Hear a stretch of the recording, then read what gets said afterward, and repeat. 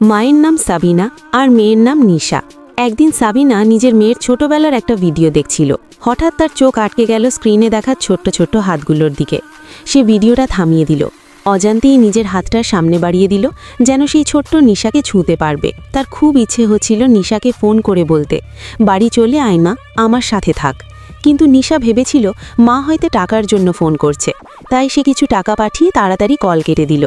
সাবিনা সেই টাকাগুলো নিয়ে মলে গেল, মেয়ের জন্য একটা নতুন জুতা কিনবে বলে।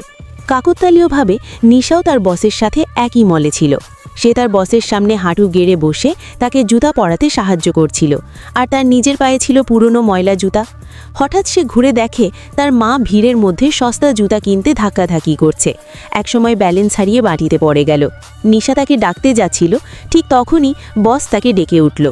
সাবিনাও মেয়েকে দেখে হাত নাড়তে যাচ্ছিল, কিন্তু নিশা চায়নি কেউ তার অতীত জানুক, তাই সে মাকে উপেক্ষা করে চলে গেল, মাকে অবাক আর একা রেখে।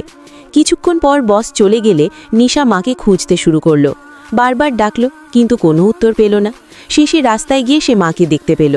মেয়েকে দেখেই সাবিনা নতুন কেনা জুতাগুলো বের করে বলল, এই জুতাটা পর মা।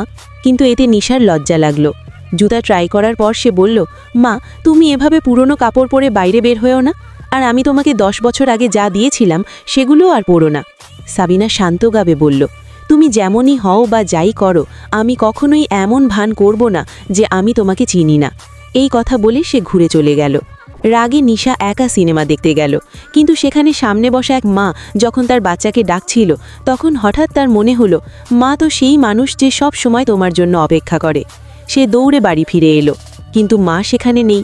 টেবিলে তার জন্য খাবার সাজানো ছিল। ঠিক তখনই একটা ফোন এলো। যখন সে সেখানে পৌঁছালো, তখন তার মা সাবিনা চিরদিনের জন্য ঘুমিয়ে গেছে, আর তার পাশে রাখা ছিল সেই জুতার বাক্সটা। তখন নিশা বুঝল, মায়ের ভালোবাসা কখনো দেখানোর জন্য নয়, এটা শুধু অনুভব করার জন্য।